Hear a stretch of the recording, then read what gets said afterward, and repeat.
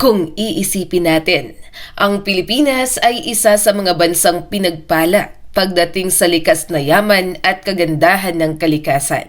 Sa mahigit 7,641 na isla, napakaraming lugar ang maaaring tuklasin. Mula sa mga bundok, talon, ilog, lawa, hanggang sa mga kakaibang formation ng bato na tila hindi gawa ng kalikasan, kundi ng isang mahusay na artist. May mga lugar na kapag nakita mo sa larawan, iisipin mong edited lang o gawa sa computer graphics. Ang iba naman ay parang galing sa pelikulang Pantasya, habang ang ilan ay mistulang tanawin sa ibang planeta. Ngunit ang nakakagulat, ang lahat ng mga lugar na ito ay totoong umiiral sa Pilipinas. Mga lugar na kapag personal mong nakita ay maaaring mapatanong ka sa sarili mo. Talaga bang nasa Pilipinas pa rin ako? Kaya mga ka-amazing, tara, simulan na natin. Number 10, Kapurpurawan Rock Formation, Ilocos Norte. Sa bayan ng Burgos, Ilocos Norte, matatagpuan ang isa sa pinakakakaibang tanawin sa Pilipinas, ang Kapurpurawan Rock Formation. Sa unang tingin pa lamang, mapapansin mo agad na hindi pangkaraniwan ang mga batong matatagpuan dito. Ang mga ito ay napakaputi, makinis at may kakaibang hugis na tila inukit ng isang higanting sculptor. Sa katunayan, ang pangalan ng lugar na Kapurpurawan ay galing sa salitang Ilocano na nangangahulugang napakaputi. Ang mga batong ito ay hindi basta-bastang nabuo. Ayon sa mga eksperto, ang mga formation na ito ay hinubog ng libo-libong taon ng erosion. Isang proseso kung saan dahan-dahang inuukit ng hangin at alon ng dagat ang bato. Sa bawat hampas ng alon at bawat ihip ng hangin, unti-unting nahubog ang mga bato hanggang sa maging ganito ang kanilang itsura ngayon. May mga bahagi ng bato na parang alon na tumigas, habang ang iba naman ay mukhang higanteng sculpture na gawa sa marmol. Kapag sumikat ang araw at tumama ang liwanag sa mga batong ito, kumikinang ang kanilang puting kulay na parang mga batong diamante sa tabing dagat. Sa paglubog naman ng araw, nagiging mas dramatiko ang tanawin dahil sa kulay kahel at rosas na langit na sumasalamin sa mga bato. Hindi nakapagtataka kung bakit maraming photographer, filmmaker at traveler ang bumibisita sa lugar na ito. Marami nga ang nagsasabi na kapag tumayo ka sa Kapurpurawan Rock Formation, pakiramdam mo ay nasa ibang planeta ka. Number 9, Cambugahay Falls, Siquijor. Ang isla ng Siquijor ay matagal nang napapalibutan ng mga alamat at misteryo. Marami ang naniniwala na ito ay isla ng mahika at kababalaghan. Ngunit sa likod ng mga kwentong ito, matatagpuan ang isa sa pinakamagandang talon sa buong Pilipinas, ang Cambugahay Falls. Ang talon na ito ay matatagpuan sa bayan ng Lazi. At kilala ito sa tatlong magkakasunod na natural pools na may malinaw na tubig na kulay turquoise. Ang kulay ng tubig dito ay hindi pangkaraniwan. Sa ilalim ng sikat ng araw, nagiging parang asul na kristal ang tubig na tila kumikinang. Ang paligid ng talon ay napapalibutan ng makakapal na puno at lunti ang halaman na nagbibigay ng pakiramdam na para kang nasa isang lihim na paraiso sa gitna ng kagubatan. Isa sa mga pinaka-exciting na karanasan dito ay ang rope swing.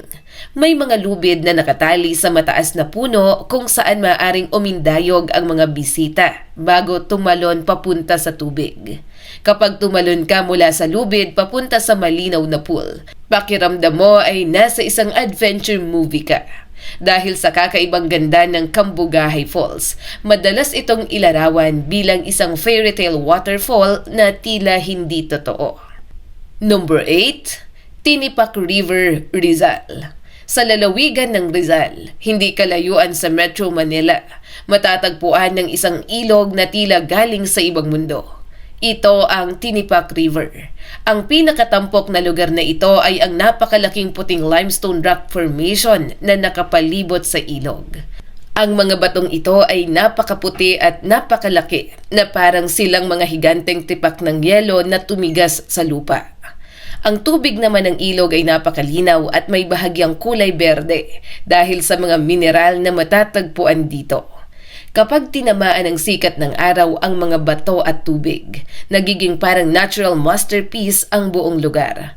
Ang pangalan na tinipak ay galing sa salitang Tagalog na nangangahulugang pinipak o hinati. At kapag nakita mo ang mga batong ito, parang hinati nga sila ng isang napakalakas na puwersa ng kalikasan. Dahil sa kakaibang tanawing ito, ang Tinipak River ay naging isa sa mga paboritong destinasyon ng mga hikers, campers at adventure travelers. Number 7. Biri Rock Formations, Northern Samar.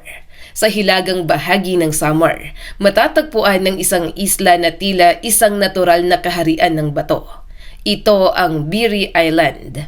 Ang isla na ito ay kilala sa napakalalaking rock formations na hinubog ng malakas na alon ng dagat sa loob ng milyon-milyong taon.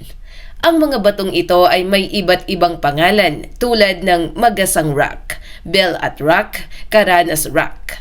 Ang ilan sa mga bato ay mukhang mga kastilyo, habang ang iba naman ay parang mga pader ng sinaunang kaharian.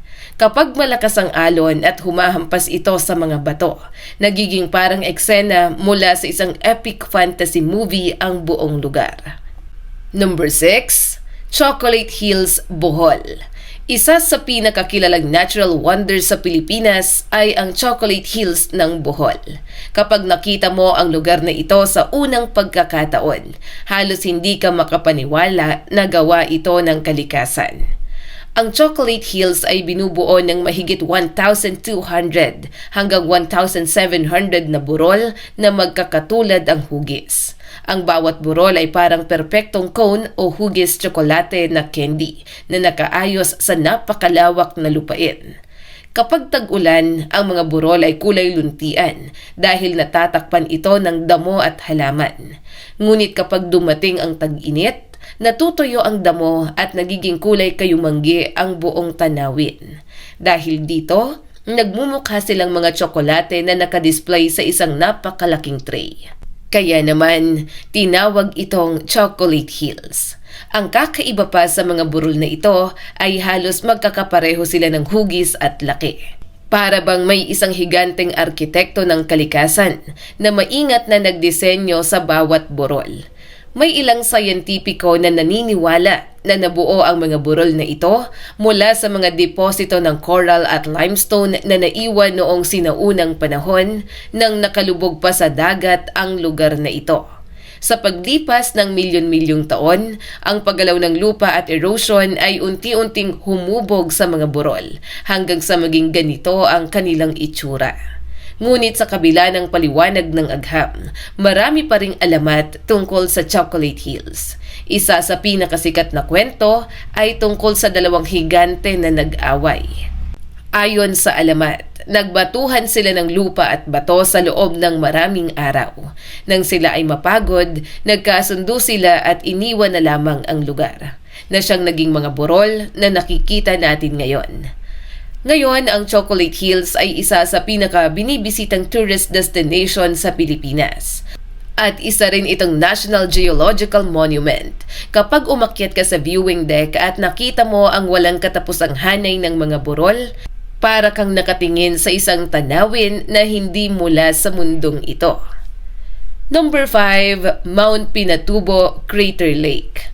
Noong June 1991, yumanig sa buong mundo ang balita tungkol sa isa sa pinakamalakas na pagsabog ng bulkan sa modernong kasaysayan, ang pagsabog ng Mount Pinatubo. Hindi ito basta simpleng volcanic eruption. Sa tindi ng pagsabog nito, napakaraming abo at volcanic materials ang ibinuga ng bulkan na umabot pa sa stratosphere ng mundo. Ang makapal na ulap ng abo ay kumalat sa napakalawak na bahagi ng Pilipinas at maging sa ibang bansa.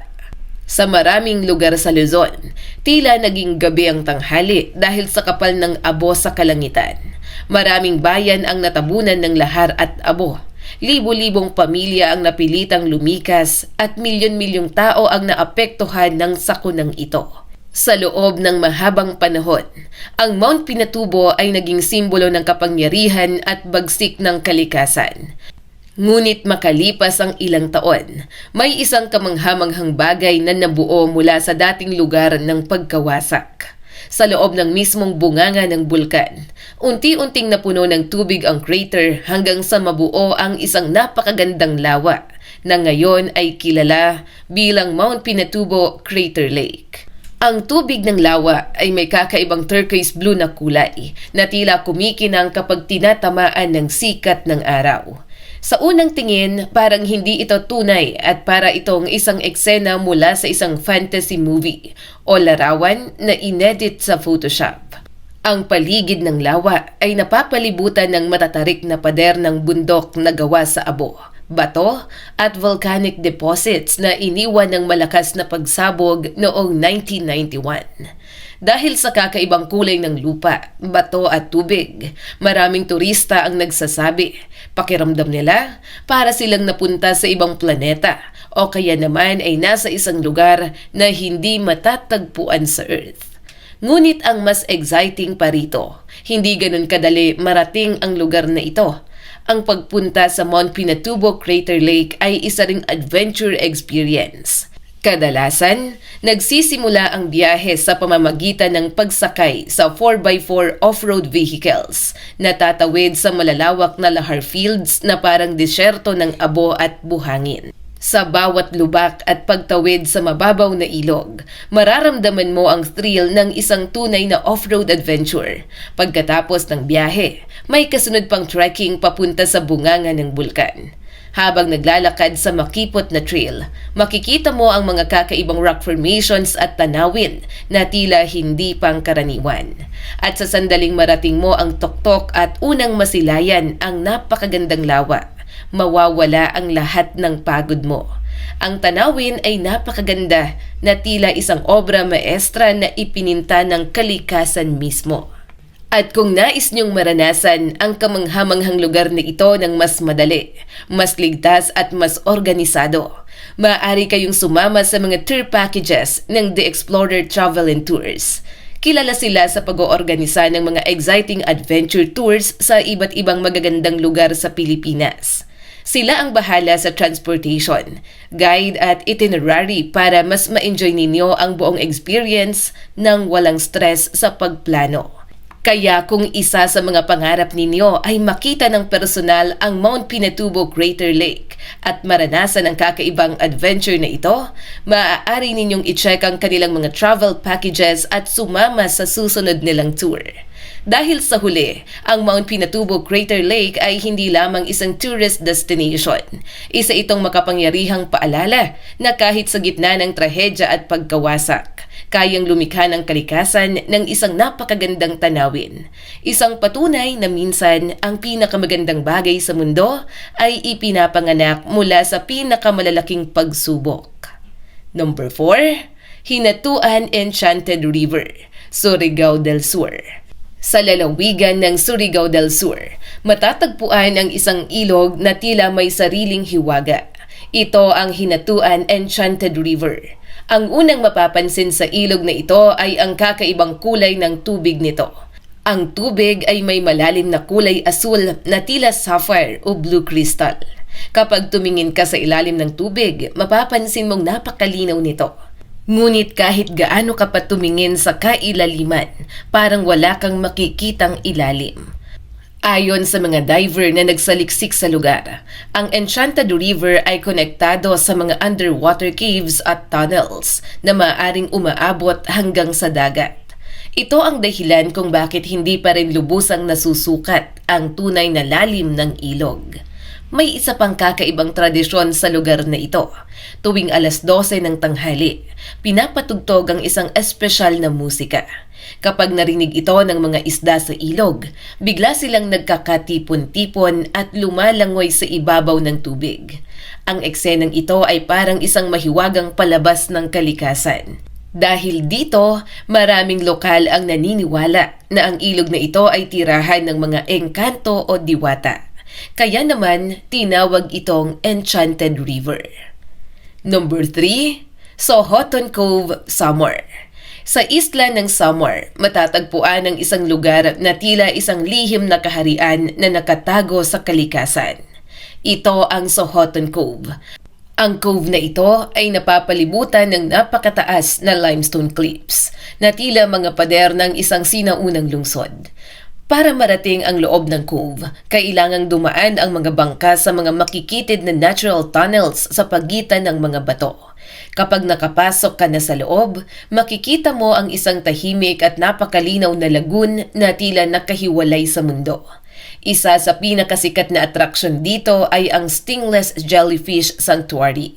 Sa lugar na ito, maaaring lumangoy ang mga bisita, kasama ang libo-libong jellyfish na hindi nakakatusok. Isang kakaibang karanasan na para kang lumalangoy sa gitna ng mga lumulutang na kristal sa ilalim ng dagat. Ang buong Sohoton Cove ay parang isang natural na paraiso na hindi pa gaanong nagagalaw ng modernong mundo. Number 2, Kayangan Lake, Coron, Palawan. Ang Kayangan Lake sa Coron, Palawan ay madalas tawaging pinakamalinaw na lawa sa buong Asya. Ngunit bago mo makita ang lawa, kailangan mo munang umakyat ng mahigit 300 hakbang sa isang matarik na bundok. Habang umaakyat ka, makikita mo ang isa sa pinakasikat na viewpoint sa Pilipinas, ang tanawin ng Coron Island na napapalibutan ng limestone cliffs at asul na dagat. Pagdating mo sa kabilang bahagi ng bundok, doon mo makikita ang Kayangan Lake. Ang tubig nito ay napakalinaw na para kang nakatingin sa isang salamin ng kalikasan. Makikita mo ang bawat bato, bawat bitak ng limestone at kahit ang mga maliliit na isda na lumalangoy sa ilalim.